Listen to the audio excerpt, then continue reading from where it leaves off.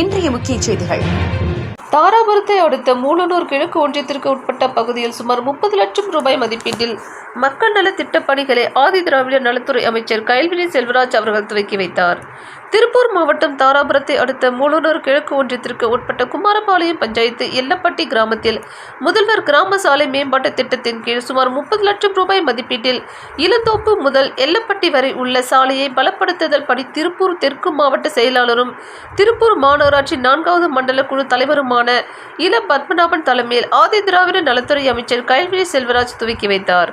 இந்நிகழ்ச்சியில் மூலனூர் கிழக்கு ஒன்றிய செயலாளர் பழனிசாமி, குமாரபாளையம் பஞ்சாயத்து தலைவர் செல்லமுத்து, மாவட்ட வழக்கறிஞர் அணி தலைவர் செல்வராஜ், மாவட்ட இளைஞரணி துறை அமைப்பாளர் ஆரோன் செல்வராஜ் உள்ளிட்ட கட்சி நிர்வாகிகள், மக்கள் பிரதிநிதிகள் பொதுமக்களுடன் இருந்தனர். தாராபுரம் செய்தியாளர் ஆர். சுந்தரமூர்த்தி.